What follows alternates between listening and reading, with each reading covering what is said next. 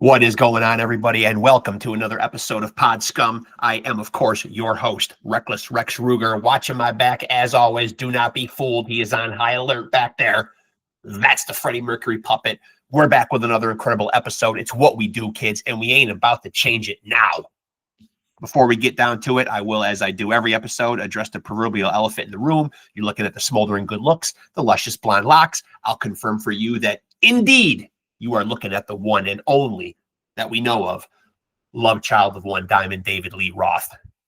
Again, I don't know if it's worth bragging about, given the way Dave is repping himself these days, but I digress. It's out there, and we can now get down to brass tacks, which, as I said, is another great episode with a return guest who I am now going to consider a friend of the show.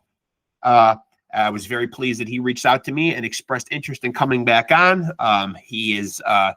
Well, we'll find out where he is in the process of writing his memoir, which I am very much looking forward to. Cannot wait to read it. Cannot wait to find out where he is in the whole process and when we will get this memoir released. But Nick Barker will be joining us in a moment. Before he gets on here, as I do every episode, again, I will give you my obligatory promotional spiel because, as you know, if you have a podcast, you have to pimp it. The pimp hand is feeling strong today. Let's give it a shot. Make sure to tap into Pod Scum on Facebook. Our handle is, of course, Off the Couch Boxing and Pod Scum. Both of my shows, one Facebook page. That's our handle. Same on Instagram. Same handle on Instagram. Off the Couch Boxing and Pod Scum. And, of course, if you are watching us here right now on the channel, this is where you need to be. Instagram, Facebook, great promotional tools. But if you want the real meat and potatoes, you want to watch and listen to the entire conversation, here on our YouTube channel is where you need to be.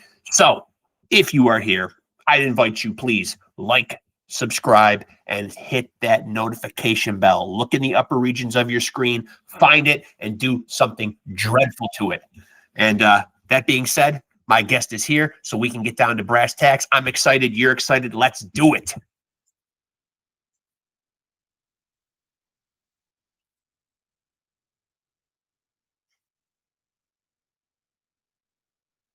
Again, kids, this is where I need the Jeopardy themes. Waiting game. Nick, how are you, man? Good, man. How are you? Awesome to have you back on here, man. I really appreciate you reaching out to me, man. It was great, and I'm glad you did because I'm sure fans would be very curious to know that one of the things that we can look forward to in the near future is your memoir, correct? Yes, that's correct. I'm in the middle of doing it right now. Okay, so whereabouts are we in the stages of it? I'm just in the cradle years right now. In the cradle years. Okay. Yeah. And as you write this book, are you finding it to be a difficult process, a cathartic process, rehashing the past? No, it's very cathartic. We focused on my childhood and, how I started playing drums, how I got into music. Mm-hmm. And, my high school thrash band.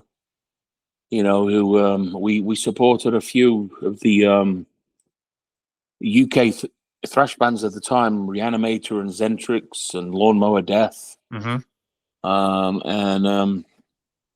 Then I, obviously my musical taste started to evolve as I grew older, so I got into death metal and I formed a death metal band. And that was when I was tape trading in the late 80s, early 90s. Yep. And that's how I discovered Cradle of Filth through the underground by the demo Total Fucking Darkness. Yep.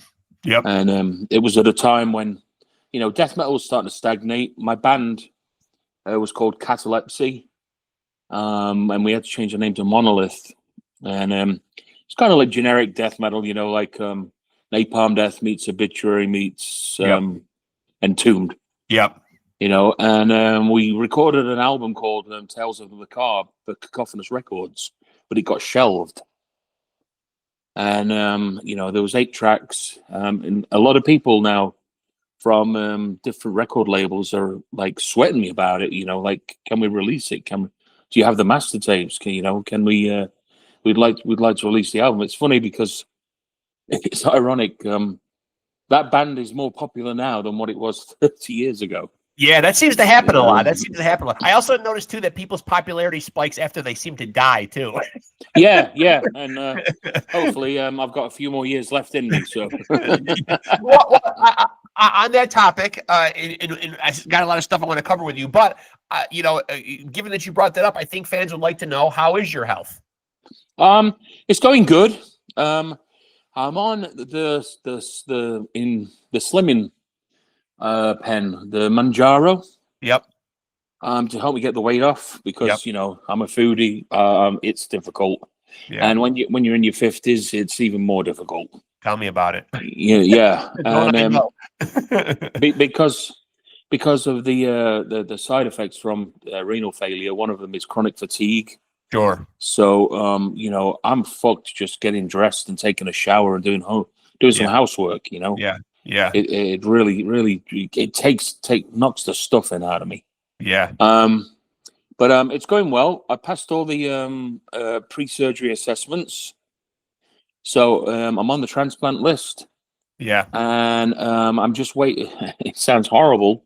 I'm just waiting for someone to die so I can get the kidney. But Well, that is how it goes. That is how it goes. But Yeah. I've been told I have a rare blood type. I'm type O. Okay. Yeah, Okay. not type O negative. Type O. Type. Okay. Okay. And Yeah. apparently that's quite, it's kind of rare. It's not the usual. So yeah, and also my wife is she's signed up for the paired donor program, which means she's going to donate one of her kidneys, so I get pushed to the front of the queue. Oh, that's great. That's great. That's Yeah. awesome. That's awesome. Yeah. I mean, a transplant is obviously, a huge surgery. I mean, but ultimately it is amazing. And I'm a nurse. I work in the healthcare field. It is absolutely amazing though, that, that this is even possible. I mean, it's incredible. It's I incredible. know. Yeah. It's unbelievable. I recently had Mike Williams from I Hate God on here, and he had a liver transplant several years back. Yeah. And absolutely life changing. He's very candid on my podcast. They gave him I think 12 months to live. Well, this is it. When I went into full renal failure, it was during the tour. We were on the tour with BRUJERIA.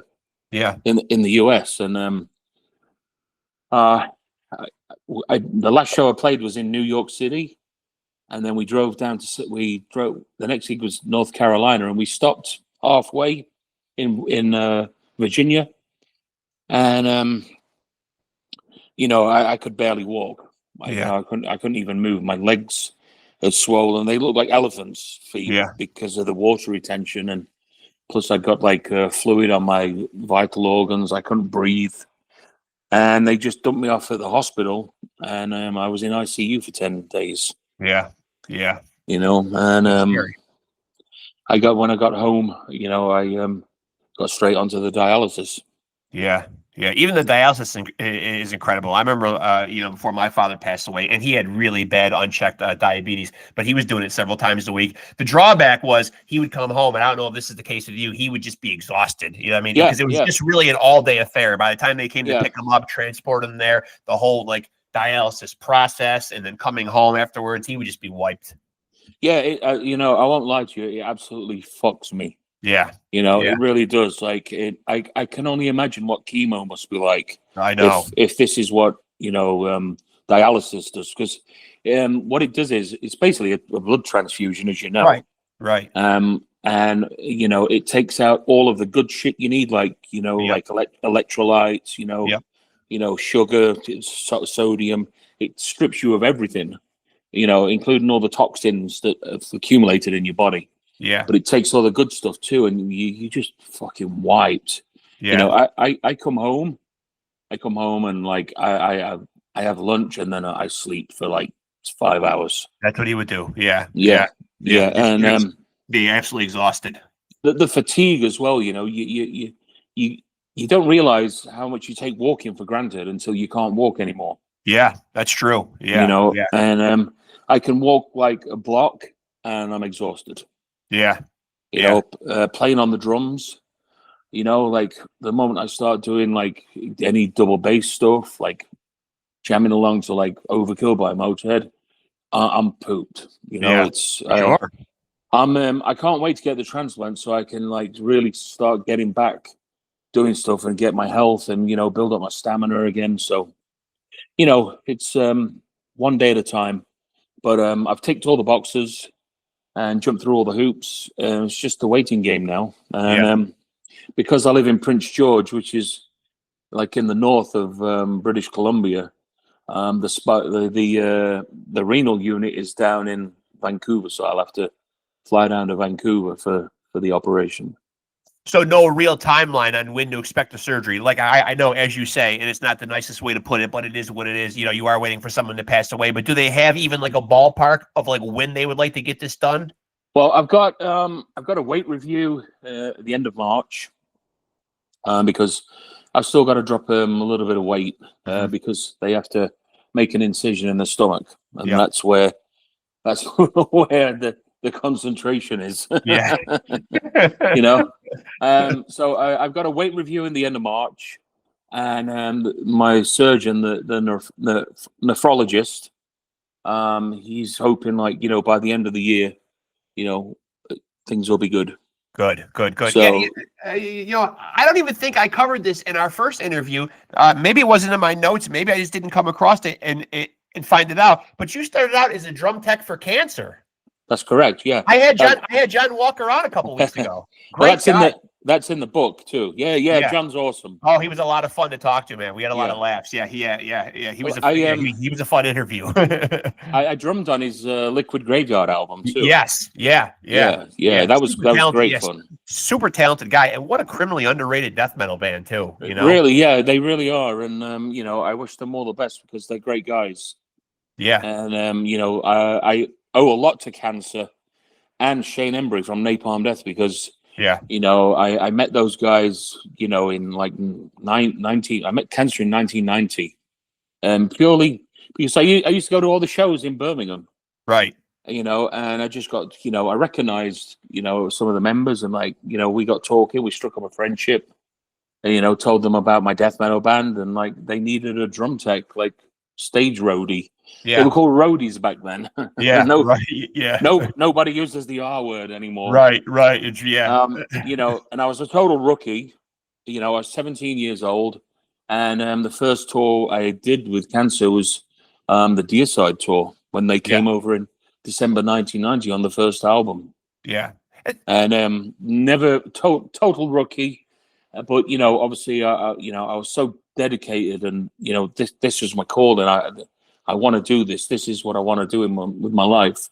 And 2 days into the tour, Glenn Benton, you know, asked me, you know, do you want to make some extra quid, kid, and work for Deicide? And you know, so I ended up working for Deicide and struck up a friendship with those guys. Yeah, great band. Yeah, absolutely amazing. Yeah, especially the first album. I mean, incredible. It's just, his vocals on that. You know, when I was a kid and I first heard it, I honestly thought there was fucking demons coming out of the speakers. I know. I almost felt a little bit guilty even owning it because I thought this has got to be a one-way ticket to hell right here. Well, just remember this: it's warm down there. All your friends will be there, and that's true. The women are filthy. I'll be in good company. That's true. That's true. You know, it's gonna feel awfully good to you, man. The outpouring of love, because you know, you have a GoFundMe page established to help you out with various medical bills. Yeah. And you know, I was looking back a couple of days ago. You know, when we scheduled this interview, our first chat. You know, Blabbermouth covered it, Metal Injection, you know, over 2,100 views and counting. I mean, I had a lot of great comments. People really love and adore you and are really genuinely, you know, care about your health and your well-being. It's going to feel amazing. I'm truly humbled. I really am. You know, my parents weren't the most loving parents. So I remember you mentioning that. Yeah. To get all the love from, you know, like fans and, you know, the metal community. It really means a lot to me because, yeah, you know, it really does. I owe so much to those people, you know, and the people that donated. So, you know, I'm really focused on getting my health back and getting back beyond the drums ASAP, you know. Is it difficult for you? I think you did touch on this a little bit in our first chat. you know, is that you were pretty candid about the fact that you did have a rough upbringing and a rough childhood. Was that part hard to write about in the book? I didn't really focus so much on it. You know, I just kind of, you know, there was a basic outline. I don't want to give those horrible people, Yeah. you know, any page space, Yeah. really. So we just covered it lightly. You know, I mean, you know, yeah, it was a shitty upbringing, and music was my escapism. Sorry, I'm holding my iPad, so it's No, a that's little okay. bit. That's okay. What was the I don't impetus? What was understand. the impetus for writing the book? Did this come out of your head, or did somebody approach you? A lot of people in the industry were telling me, you know, especially with this downtime Yeah. that I have, it's like, why don't you just write a memoir, write your autobiography? You know, it's like you've played with so many bands and done so much shit. You know, like, Yeah. you know, people want to hear about it, and you know, you know where you come from, you know how you came up, etc., etc. You know, and Yeah. yeah, it's fun. It's a lot of fun actually. Going back and you know, talking about it. You know, like with cancer, we went to Israel like in 1991, like 6 months after the first Gulf War. Yeah. And if anyone remembers that, Saddam Hussein was bombing the shit out of Tel Aviv. Oh yeah. Scary times. Yeah, yeah. And, you know, when we went there, it looked like a construction site, you know. Yeah. There was like, you know, tower blocks that were just like in rubble. And, but the people there treated us like kings. And I remember the local people, we hung out with the band Salem from Israel, great guys. And they were telling us that, you know, or just an ordinary morning, they'd be having breakfast on the balcony in their apartment, you know, reading the newspaper, the radio's on, yada, yada. And all of a sudden, the Scud missile would just go right past them and blow up the next apartment block to theirs. Yeah. And then they would have to run, grab the gas masks and hide under the bed because they were in fear of it being a chemical attack. Yeah. And the only reason why they knew it was safe to come out was their pets were still alive. Right. Wow. That's that. Yeah. That's scary. That's a lot to deal with right there. That's crazy. Yeah. Well, you know, for us, because we only got to see it on the news. Right. But to be there where it actually happened, you know, I mean, Saddam was bombing the shit out of Israel. And, you know, yeah, when they told us a story about, you know, having breakfast and a Scud missile just goes right past, you know, and then they got to run for the gas mask. It was pretty hardcore. Yeah. Yeah. You know, but, you know, those people, they, you know, they just got on with their lives and, you know, they didn't let it phase them. Yep. Yeah. So, you know, all respect to that. Have you had an opportunity yourself? Because obviously the rock memoir, rock biography, you know, is certainly nothing new. I mean, we've seen lots of rock stars, and I think people really love that part about, you know, reading about the tales of debauchery and kind of living vicariously through these rock stars. And we love to hear about the tales and the excess and the stuff that happens on the road. Have you yourself been a fan of these books in the past? Are there any that stick out that you've maybe read? Some of them, yeah. I mean, I do read a lot of autobiographies. The Aussie one was great. Yeah, yeah. You know, so he was a fucking lunatic. Yeah, he was. You know, and you know when you read his book, Aussie, you know you can hear his voice. You know, yes. when you're reading the anecdotes, yeah, you know, yeah, you can hear his voice telling it to you. And also the Mike Tyson autobiography was very good as well. Great. Yeah, but absolutely. Yeah, I got The Dirt by Motley Crue, but you know what? It's like I don't want my book to be another one of those just sex, drugs, and rock and roll and Audrey. Yeah, yeah. I mean, it does touch on that because there was a lot of that. Sure. Throughout my career, but I don't want to just it be just all about that. I want it to be about the different bands I played in, the different time periods, you know, and you know, I got fucked over here. I made some money there. I got fucked, you know, in between, you know, there's, you know, the sex, drugs, and rock and roll. Yeah, yeah. Is there stuff that's, you know, when you're writing about these different periods in your life, is it hard for you, you know, given the fact that you are out on the road, there's a lot going on, a lot swirling around you. You know, you do talk about, you know, the drugs, you know, the partying, that's all part of the lifestyle. You know, is there parts of it that was hard to remember? You know, was it easy to recall all of it? No, there was a few parts I was like kind of hazy on, so I reached out to some friends, you know, band members and crew guys that Yeah. you know were there, and just hey, remember this, and get Yeah. their take on it, and then you know, it kind of spurred my memory a little bit, Yeah. you know. Yeah. Yeah. Because I feel like there's a big portion of the '80s that I can't really recall. Oh yeah, well the night it was the '90s for me, Yeah. you know.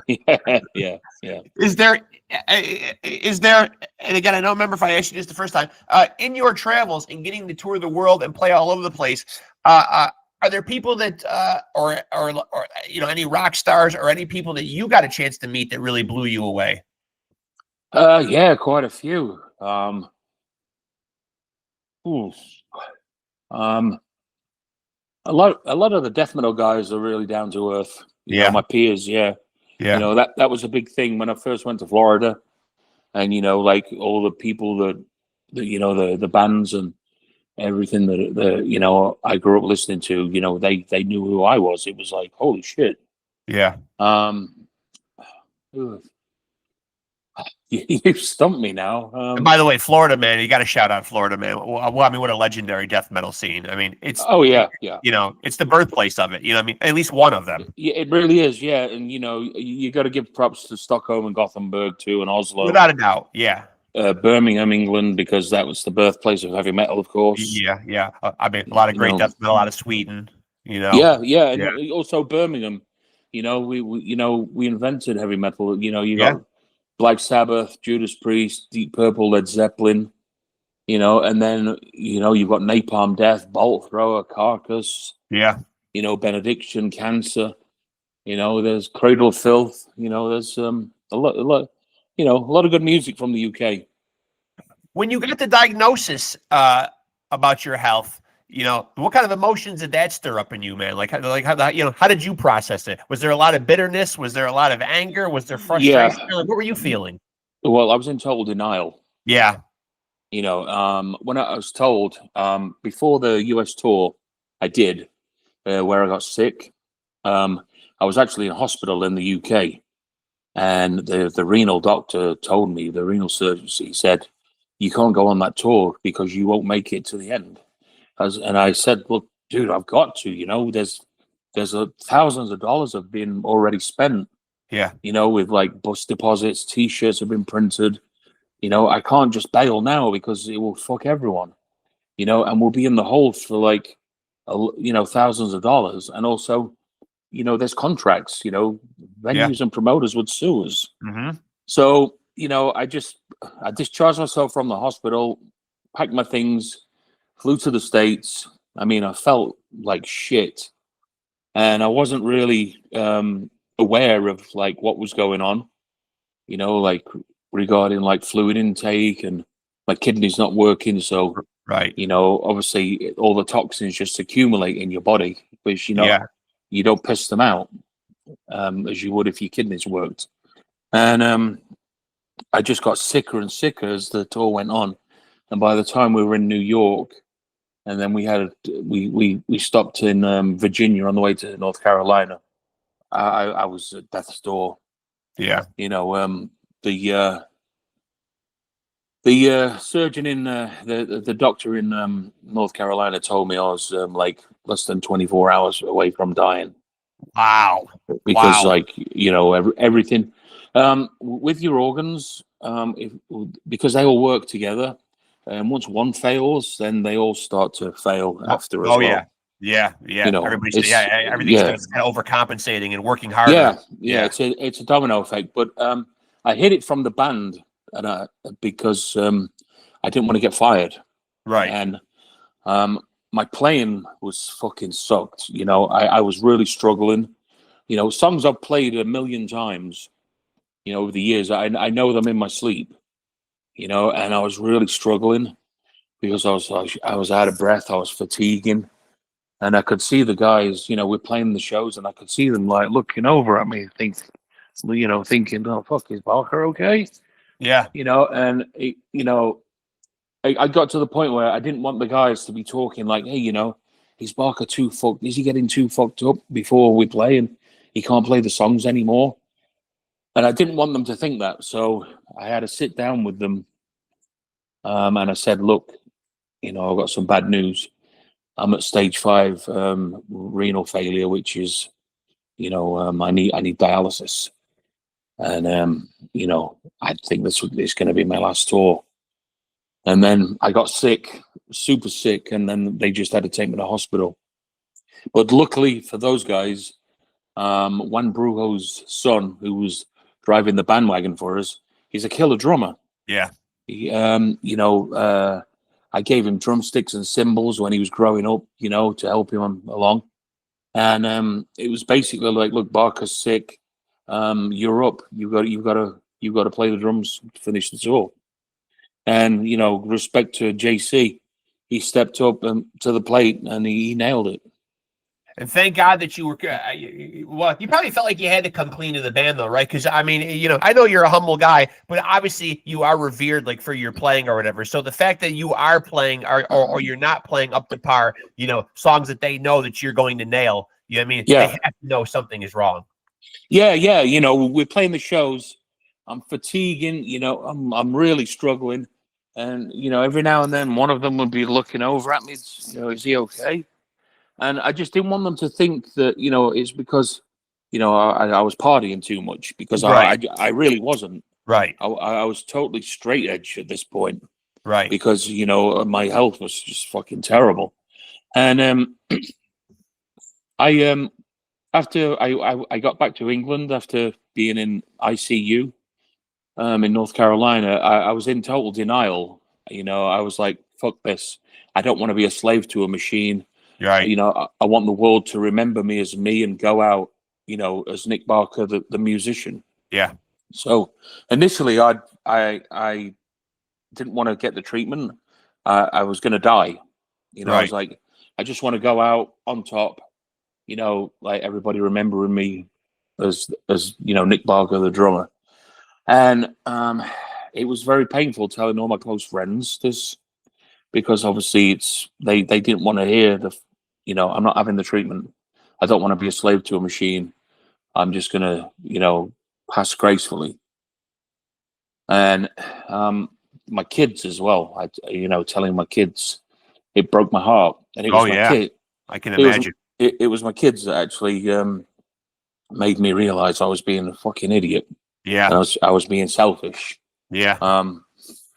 Because they were begging, they were in tears begging me, like, please, Dad, don't do this. We don't want you to go yet. And yeah, it's something in my head just flipped, like a light switch. Like hearing my children say that, it just made me realize that, like, oh my God, my career is not that important, really, in the big scale of things. Like my health and the people who love me. That's what's important. And it totally made me do a U-turn. I was like, okay, I'm going to have the treatment. Yeah. But I won't lie to you. Like 4 times a week for 4 hours. I can't travel. I can't go anywhere. It's really affects. It gets me down sometimes, because I feel like I'm trapped. Was it hard for you to get the news that you were stage 5? And oftentimes, people are, admittedly, and I see this a lot even amongst healthcare workers who you would think would be very cognizant of staying on top of their health. Had you been, before you got diagnosed, cavalier about your health? No, I mean, it's no secret. My lifestyle was pretty shit. Sure. I partied, I drank. I'm also type 2 diabetic, and the thing was, I didn't get any education about the diabetes or the renal.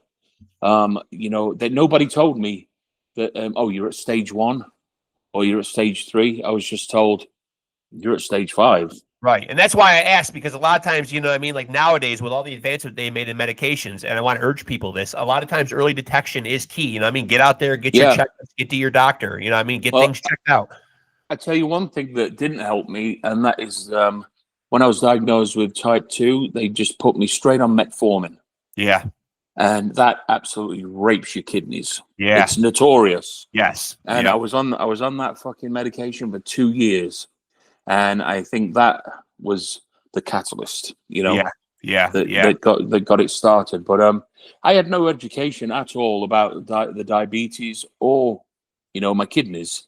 You know, well, as soon as the doctor prescribed me diabetes meds, I just assumed, oh, the pills will take care of it.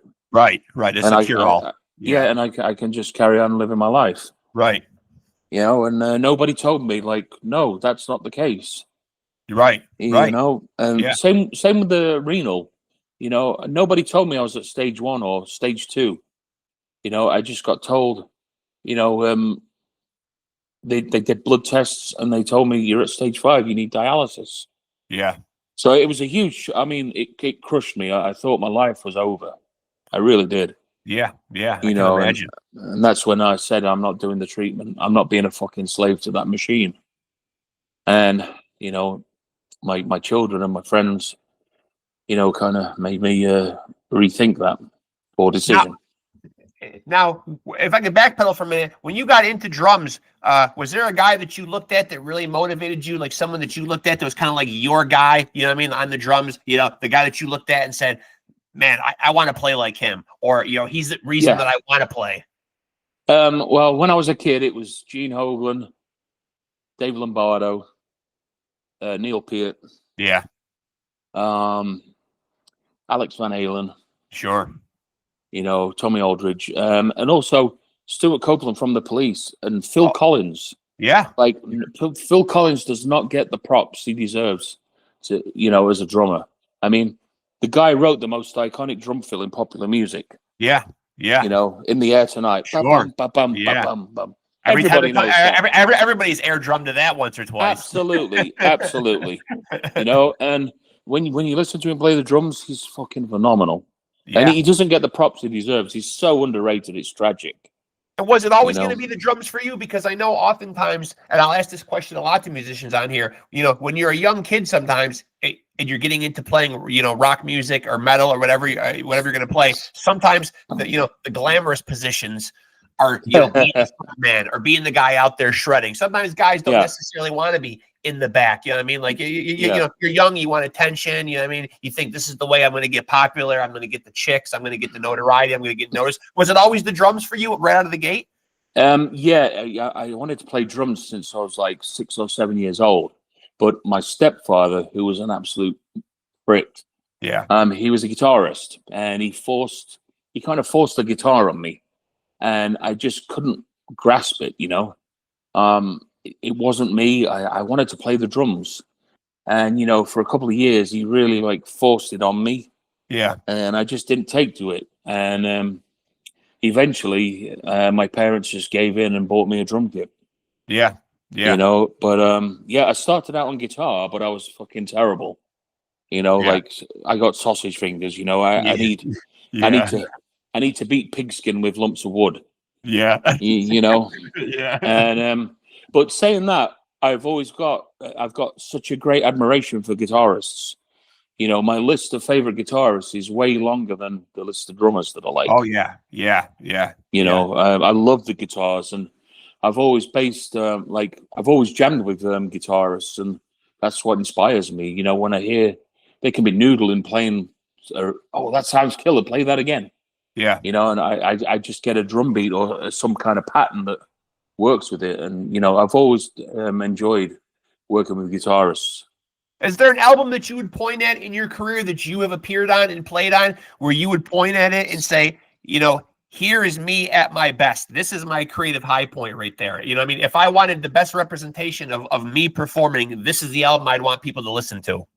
I think there's a couple of albums, really. The DIMMU records, obviously. Because the mix on Cruelty and the Beast, the last Cradle album I played on, was so shit. Yeah. And I was just so like upset and disillusioned at that point.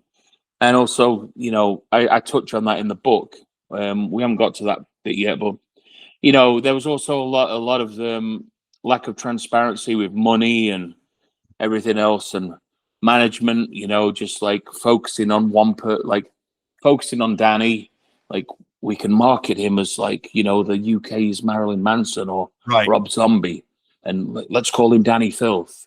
as soon as management did that shit, I knew it was like, nah, this is a one-man show and we're all expendable, Yeah. you know. And Yeah. there was a lot of discrepancy with money, and we were making a lot of money, but we didn't really see any. Right. And I had enough. There was too many red flags, so I got the fuck out. And you know, the mix on Cruelty and the Beast just it just destroyed my soul. You know, because I pour my heart and soul into what I do.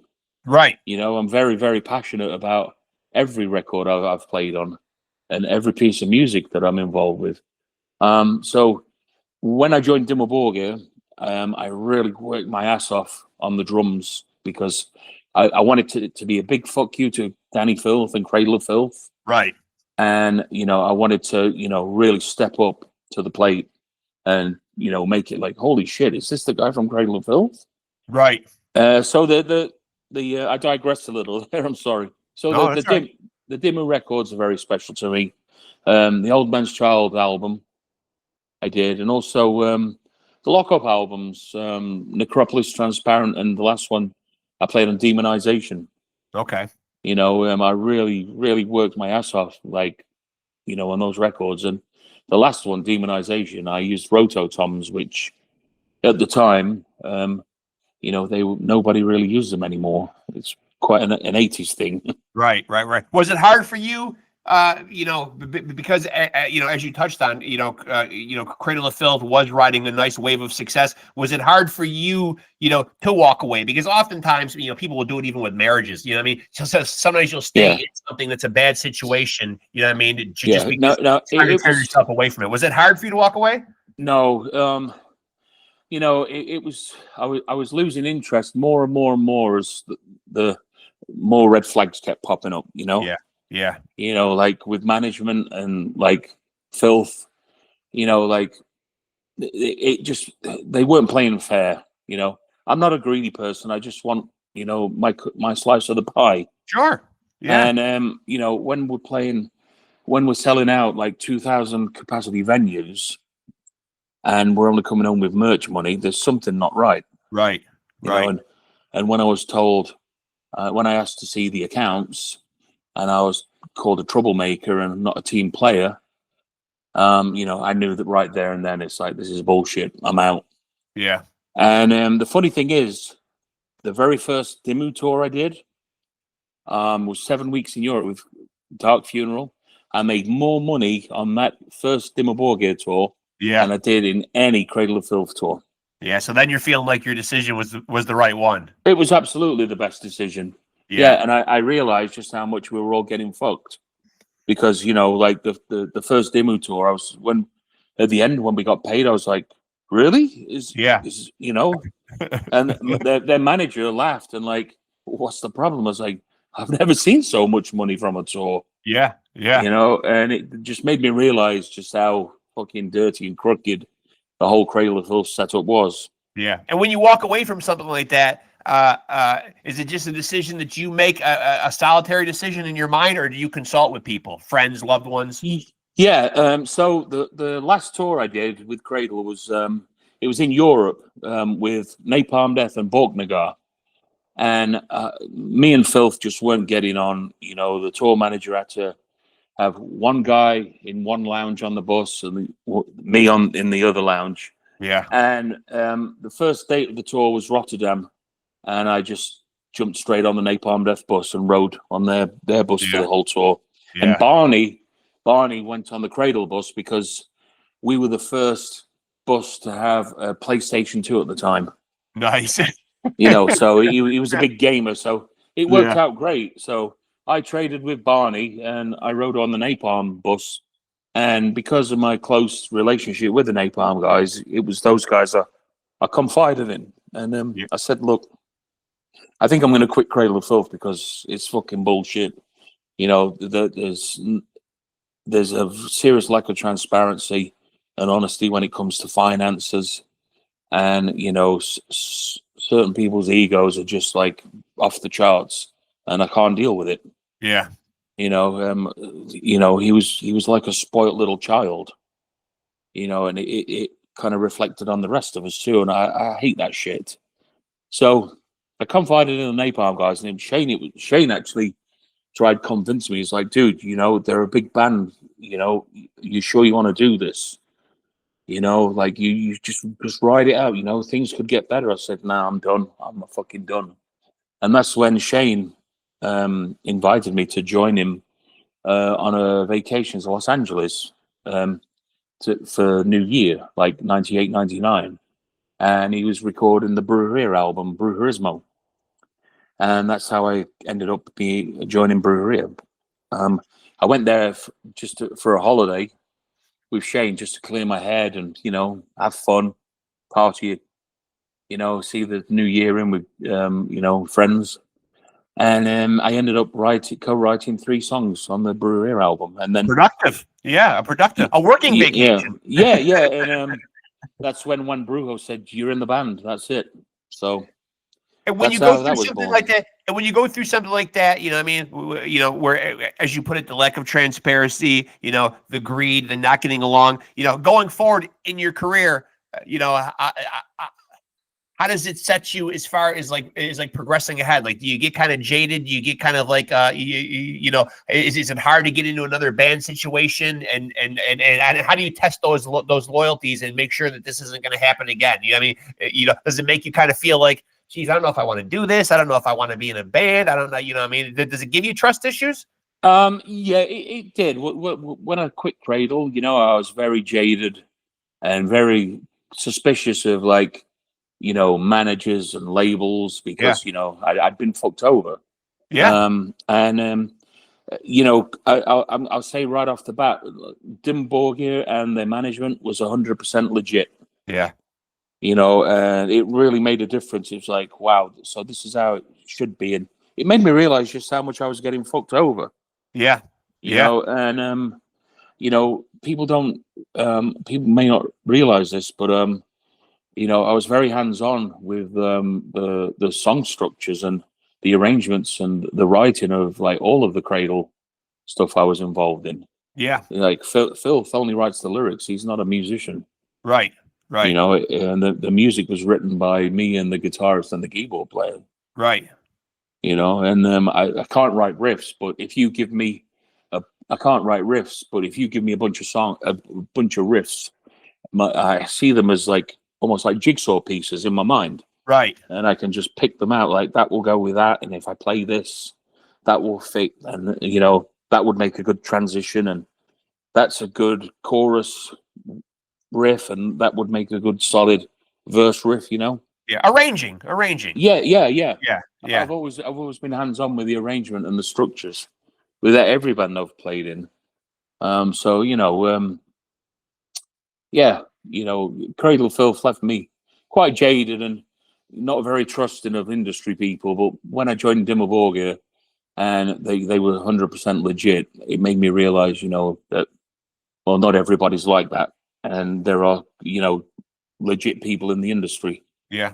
What would be the best case scenario, you know, hypothetically, and of course, you know, fingers crossed, we're all praying this is how it goes. 2026, you know, here in the very near future, you know, you get the kidney transplant. You know, what would you like to do, man? You know, would you like to be back behind a drum kit and playing music and in a band situation? You know what I mean? You make a full recovery, you get your energy back, you're feeling better. You know what I mean? Like, what would you like the final outcome to be? You know, where do you see yourself, like, once you know the health issues start to get resolved and you come out the other side? Well, I've got the book to finish. And I'm going to do the audio book for it as well. Oh, thank God. And are you going to narrate the audio book? Oh, yes. Please. Yes. Yes. Oh, I love that. I love that. Yeah, I've got a couple of producer friends that, you know, I'm going to hit up and see which one will be available. It might be Andy Sneap. It might be Russ Russell. Yeah. You know, both great guys, and they've been friends of mine for years. So we'll see what happens, but I'm going to do the audio book, and it will be me that, you know, actually does it. So get that out of the way, and then hopefully after the transplant I can get back on the drums, you know, because obviously I won't be fatigued, and everybody says when you get a new kidney you get this sudden burst of energy. Yes. Like drinking a case of Red Bull, you know. Yeah. And so I just want to focus on the drums, you know, a healthier lifestyle, Yeah. obviously. And, you know, hopefully I can land a gig. If not, I could do session work or, you know, maybe even go back to tour management. Right. So You you know, would like to play music though on some oh, level. yeah, I mean, it's in my blood. It's what I do. It's what I Yeah. was put on this earth to do. Yeah. You know, I'm not really good at anything else. But unfortunately, where I live in Prince George in British Columbia, there's not really a vibrant music scene here, you know. And Yeah. so, you know, I was hoping I could land some kind of work, you know, on the West Coast in the States. But now Trump's in power, and you know, he's just making it more and more problematic for Canadians and Yep. permanent residents to, you know, you can't. I need a visa, you know. Right. And the sad reality is that no American band is gonna spend like $5,000 to get me a work visa for 12 months Right. when they can just hire an American drummer. Right. Is it hard for you? Is it hard for you, given the fact that you have been a drummer for all these years?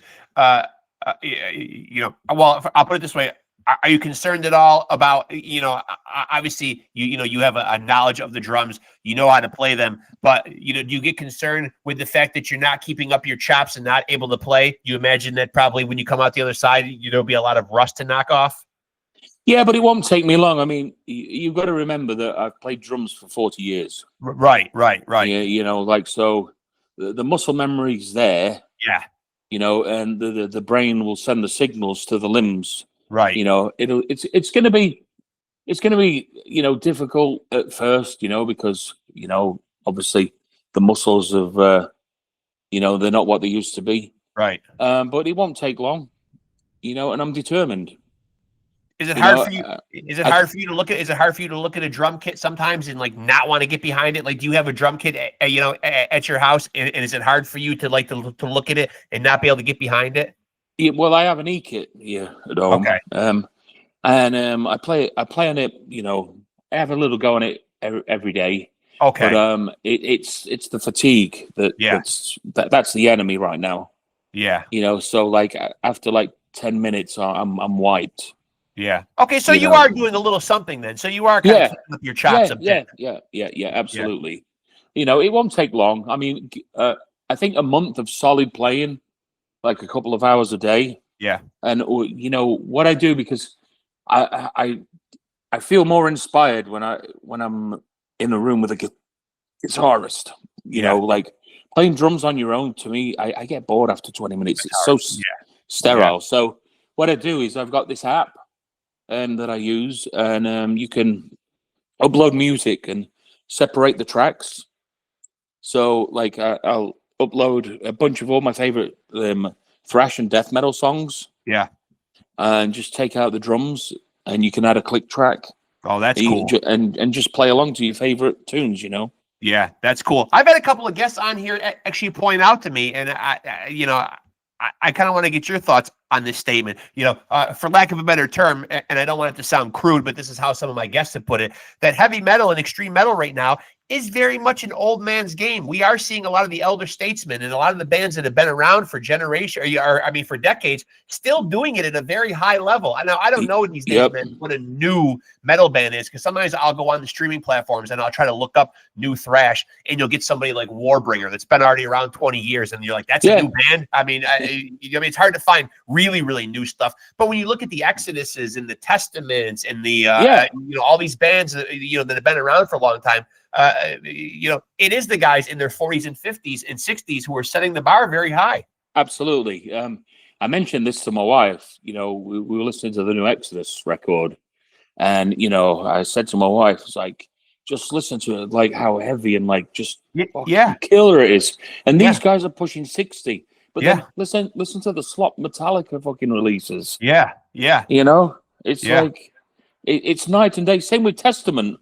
The New Testament record is fucking amazing. Fucking amazing. You know? The new creator is amazing. Yeah. incredible. It's like that. There's a lot of good music from, like you say, people. But I mean, the Cannibal Corpse dudes, they're in the mid-50s. Yeah. You know, Exodus guys, they're all pushing 60. Yep. In fact, some of them are 60, 61 now. Yeah. You know, I think Gary Holt's like 60 or 61. Yep. You And know, and he also did a memoir as well. yeah, It's yeah. fantastic. Well, I'm hoping that he'll, you know, do a testimonial for me Oh, on nice. the back cover. You know, Nice. Yeah. Yeah. I was gonna ask you that, and of course, only divulge like what you're able to divulge. But have you given any thought to, you know, oftentimes people will write introductions or forewords and things of this nature. Have you given any thought to anybody that you would like to participate in, whatever you're at liberty to say? Well, I'm going to approach Gene Hoglan. Okay. I'm hoping like Gary will do like a testimonial for the back. Yep. Jessica Pimentel, who's, you know, singer in Brujeria. Yep. And also, you know, she's actress like Orange is the New Black. Yep. Maybe Dirk from Megadeth. Yep. Okay. You've got people in mind. Yeah. Again, like Andy Sneap, the record producer. You know, I mean, we've been friends since we were kids. Yeah. You know, so there's a lot of people. You know, I'm going to throw as much shit at the wall and see what sticks. Right. Yeah. And so, given the fact that we mentioned that there are a slew of rock biographies, rock memoirs, call them what you will, out there, you know, what would you like the fans, you know, to know about your memoir and what they can expect from it? Just like, you know, where I come from. You know, like I grew up in a place called Chesterfield, which is in the middle of the UK. It's like some small, like industrial town, you know, steel, coal. Yep. And, you know, like very working class, very old school, you know, and like when we were in high school, you weren't allowed to have aspirations. Yeah. You know what I'm saying? It's like, Right. you know, like you're going to get a job in this town and you're going to die here. Yeah. And, you know, when it's like, so what are you going to do when you leave the school then, Barker, apart from prison? I said, well, I want to be a professional musician and work in the music industry. And I was pretty much told, like, stop being a dreamer, boy. Yeah. It's not going to happen. And I said, fuck you. I told the teacher, fuck you. That the music industry is a legitimate industry that generates millions in revenue. Yeah. You know, and who are you to fucking tell me I can't do work in that industry? Yeah. You know, but like the town I live in, I lived in and I grew up in, you know, when you move away and you make a success, you know, and you become successful and you return, you know, like some people, not everyone, but some people are like, and you'll probably know this, what I'm saying. Some people are like kind of bitter and like, oh, look at you, you know, fucking think you're too good for us. You moved away. Yeah. You know, because we're not good at, you moved away because we're not good enough. And, right. You know, like, fuck, man, that mentality is just, yeah. That's what keeps people down. Yeah, it does. Yeah. You know, it does. Yeah. You Very know, divisive. Yeah. Yeah. And they look down at you because like, oh, you're too good to get a fucking real job. Right. You know, like, well, I have a real job and it happens to be my hobby and I love it, you know? Yeah. Like, how do you feel like getting up at like 6 a.m. Yeah. And going down the coal mine, you know? Well, I can answer the question about the getting up at 6 a.m. I'm not going to a coal mine, but the 6 a.m. part, that sucks. Yeah, I do it too because, you know, I have dialysis at 7:30. Right. Yeah. You know, so I'm up at 6, you know, and then I'm back home for around you know, between 12 and noon and 1.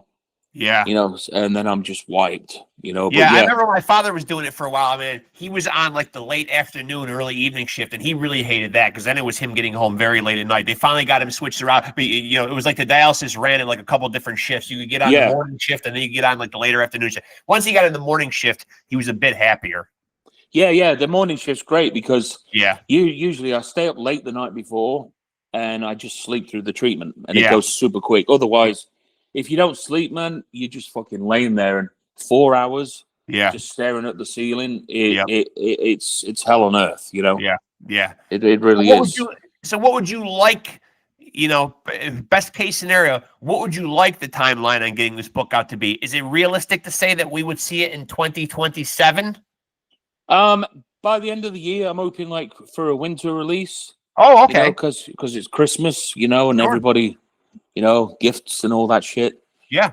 So I'm hoping for like the end of the year, or if not, like early 27. Okay. You know, and by then I'm hoping you know, I would have had the operation and, you know, I've got a new kidney. Yeah. Yeah.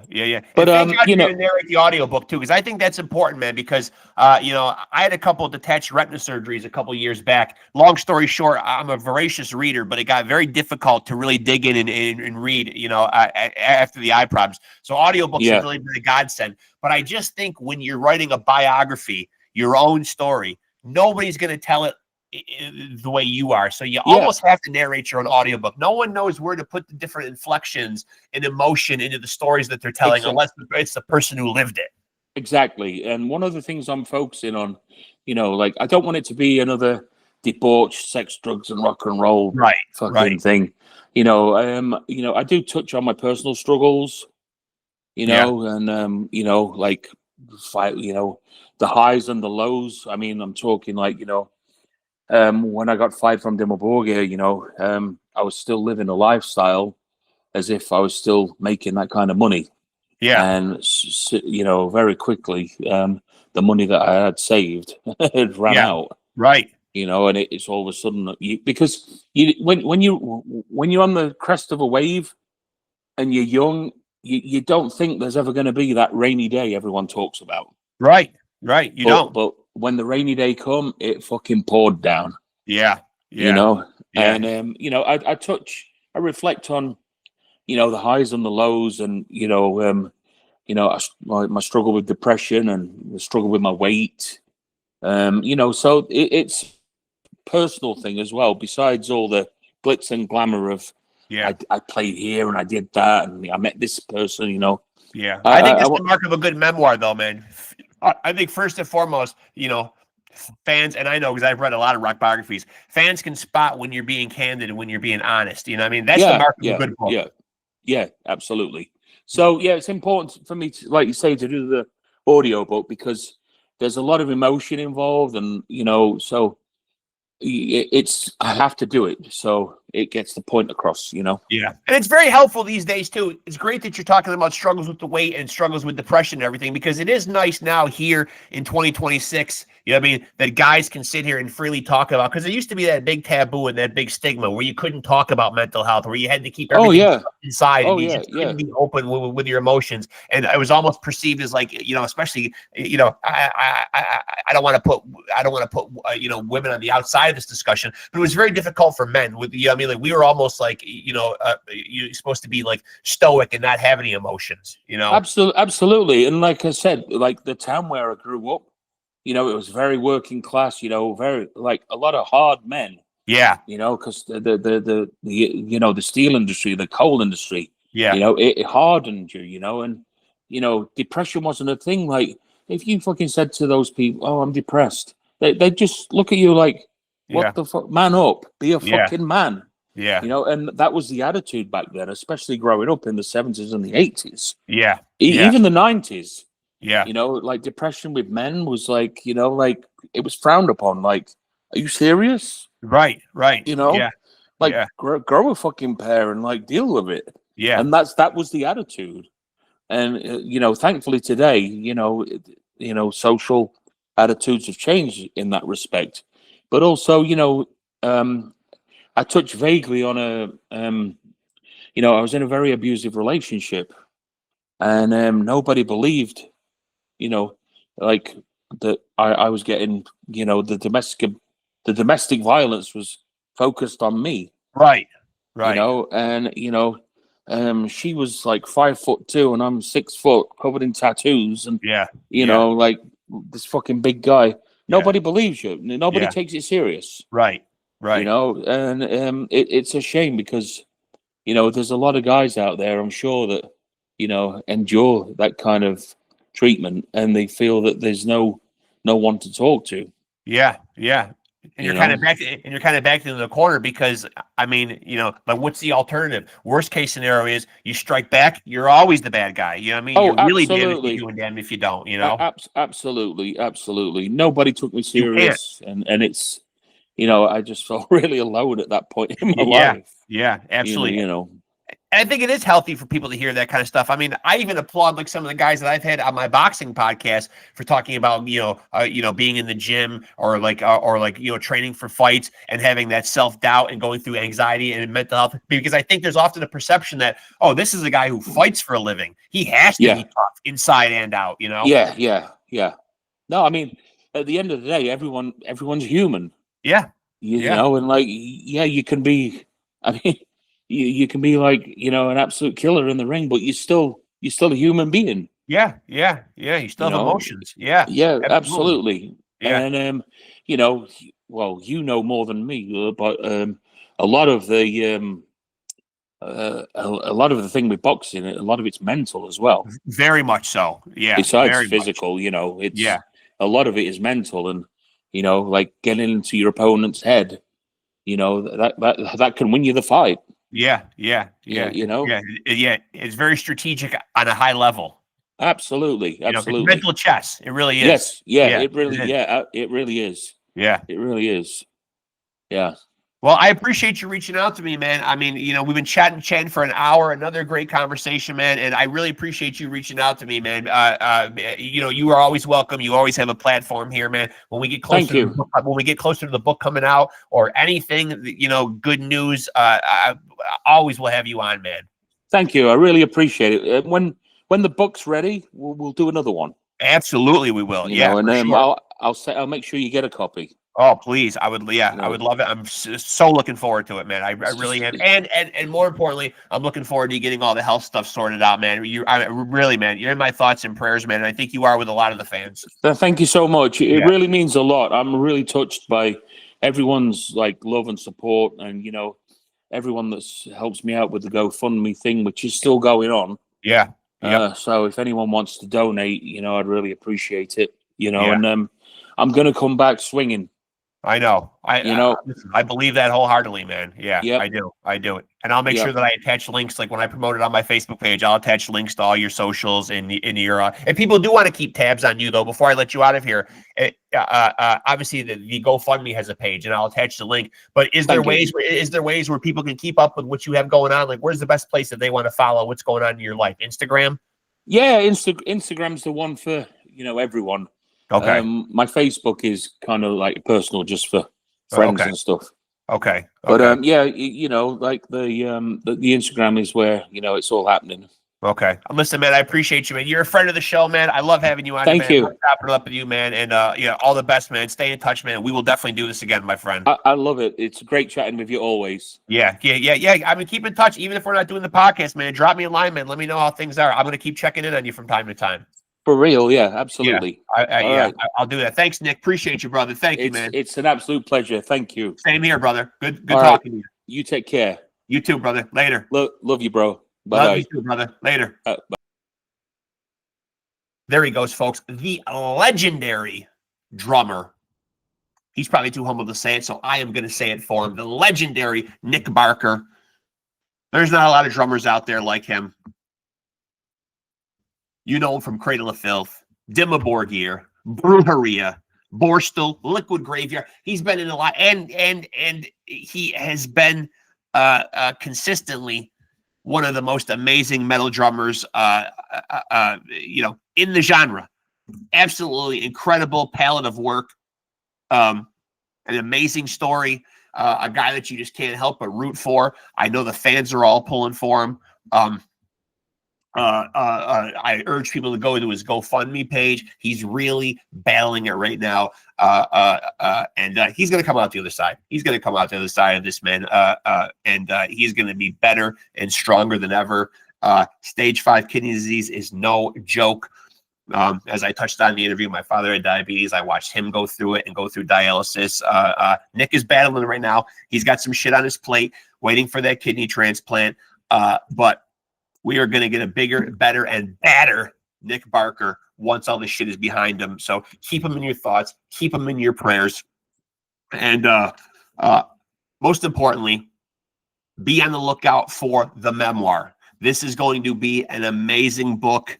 As Nick touched on in the interview, he has lived a hell of a life, played in some incredible bands, been to some incredible places, toured the world, has, all the rock and roll tales and then some, not to mention the stuff with his upbringing, the stuff with his health issues, the stuff, as he was very candid about, weight issues, health issues. So it's all going to be in there. This is going to be one hell of a memoir. He says look for it, hopefully, fingers crossed, by the end of this year. Let's also keep our fingers crossed and pray that he gets that kidney transplant sometime this year and that he is on the mend and back doing what he loves. Really a friend of the show. I love that dude, man. So big thank you to Nick Barker for joining me. It was so amazing. He reached out to me a couple days ago, wanted to do another interview, wanted to get the word out there that he is plugging away at the book and just get the word out on how he's doing and, let the fans hear from him. And our first interview, well over 2,000 views, blabbermouth, metal injection, several sites covered it. I got several messages and comments, an outpouring of love. People were happy that I interviewed him. It was so well received. People were glad to hear his stories.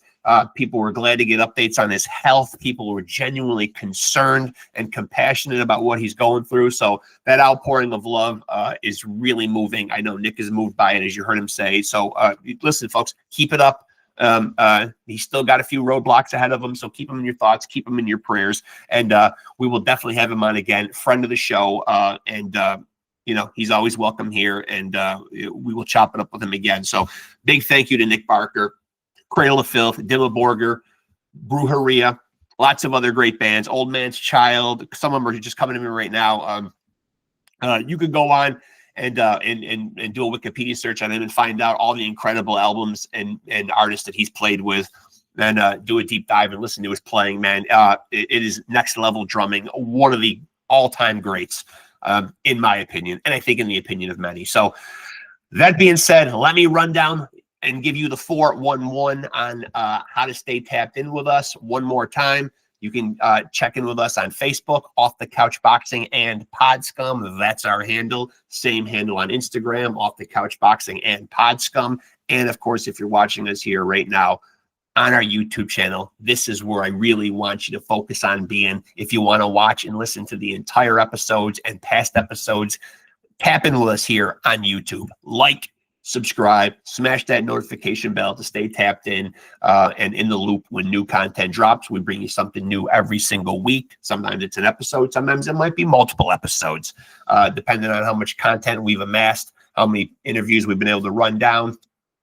But we're always going to get at least an episode out to you. So appreciate the viewers, appreciate the subscribers, always appreciate the guests. Could not do what I do without them. Especially today, I want to thank my guy, Nick Barker, for joining me again. Another great conversation. So until we get together and we do this thing again, this is your boy, Reckless Rexx, reminding you to take it easy and keep it sleazy.